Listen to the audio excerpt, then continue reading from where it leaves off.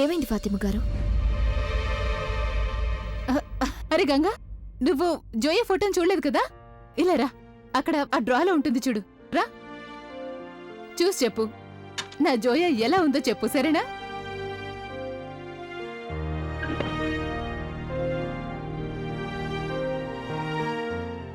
చాలా అందంగా ఉంది. కానీ మీరు తన ఫోటోని డ్రాలో ఎందుకు ఉంచారు? అదేంటంటే తను నా ప్రాణం. తను చూడగానే నేను కరిగిపోతాను. అందుకే తన ఫోటోని దాచిపెట్టేశాను. అలాగే నా జోయా కూడా చాలా నాజూకు మనిషి. తను సున్నితమైన మనసు, ప్రతి దానికి ఏడుస్తుంది. వాళ్ళ అమ్మలాగా అస్సలు లేదు తను. అయితే తను వాళ్ళ నాన్న పోలికలు, అవునా? కానీ ఫాతిమా గారు, తన కళ్ళు అచ్చం మీ కళ్ళలాగే ఉన్నాయి. కానీ తన చెంపలు ముక్కు మీలా అస్సలు లేవు. వాళ్ళ నాన్నగారిలా ఉండుంటాయి. మీ దగ్గర ఆయన ఫోటో ఉండే ఉంటుంది కదా?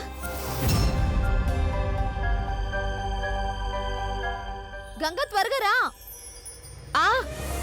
నేను ఇప్పుడే వస్తాను ఫాతిమా గారు.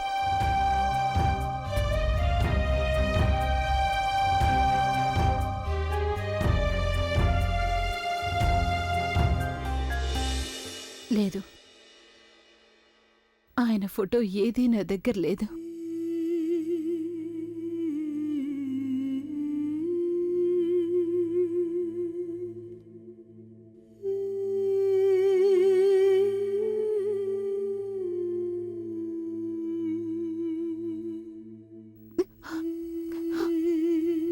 కానీ ఆయన జ్ఞాపకాలున్నాయి. జ్ఞాపకాలు, రైట్. ఈ జ్ఞాపకాలు మనల్ని ఎందుకు ఇబ్బంది పెడుతూ ఉంటాయంటే వాటికి మనం దూరం కాలేం కాబట్టి. ఒకవేళ ఇది మన చేతుల్లో ఉంటే బాగుండేది. విచిత్రమైనది మన జీవితం. మనిషి జరిగిన విషయాల నీడ నుండి దూరంగా పారిపోతూ ఉంటాడు. ఏం ఆలోచిస్తాడంటే ఈ దారి చాలా క్లియర్గా ఉందని. కానీ లేదు, ఈ దారి మళ్ళీ అక్కడికే వచ్చి చేరుతుంది. మనం మొదలుపెట్టిన చోటుకే మళ్ళీ ఆ జ్ఞాపకాలు, మానిపోయిన గాయాలను మళ్ళీ ఒకసారి రేపినట్టు చేస్తాయి. ఐ నో నాన్న, ఐ అండర్స్టాండ్. గుర్తుంది నాకు. గంగ చదువు కోసం గొడవ పడ్డారు కదా. గంగ చదువు కోసం గొడవ పడ్డారు మీరు. తన ఫ్యూచర్ కోసం మీరు మీ అమ్మకి ఎదురు తిరిగి నిలబడ్డారు. కానీ ఈరోజు ఇట్స్ ఎ ఫుల్ సర్కిల్ నానా. జీవితం నిజంగా చాలా విచిత్రమైనది.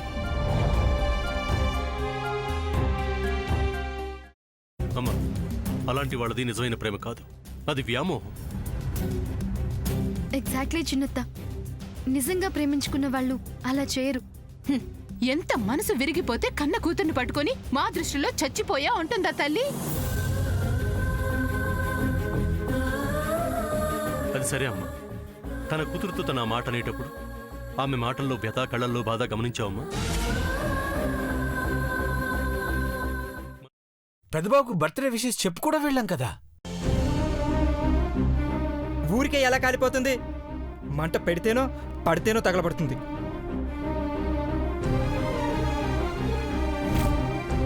కరెక్ట్ చిన్నబాబు, నీకొచ్చినట్టే నాకు డౌట్ వచ్చింది. పార్వతే షర్టును తగలబెట్టిందనుకుంటా.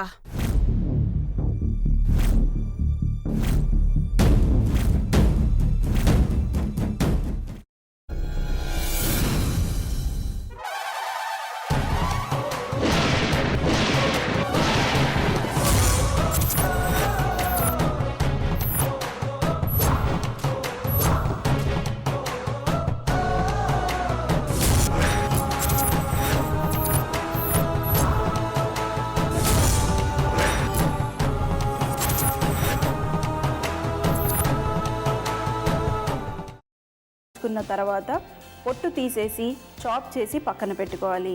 ఒక ప్యాన్లో కొద్దిగా నూనె వేడి చేసి అందులో ఆవాలు, మినప్పప్పు, శనగపప్పు, కరివేపాకు, సన్నగా తరిగి పెట్టుకున్న ఉల్లిపాయలు వేసుకుని 1 నిమిషం పాటు వేయించుకోవాలి. ఆ తర్వాత కాల్చి కట్ చేసి పెట్టుకున్న వంకాయని కూడా అందులో వేసుకుని బాగా మిక్స్ చేసి బౌల్లోకి ట్రాన్స్ఫర్ చేసుకుని అందులో తగినంత చిక్కటి పెరుగు లేదా పల్చటి పెరుగు వేసుకుని మిక్స్ చేసి అన్నంతో కానివ్వండి, చపాతీతో కానివ్వండి సర్వ్ చేసినా చాలా బాగుంటుంది.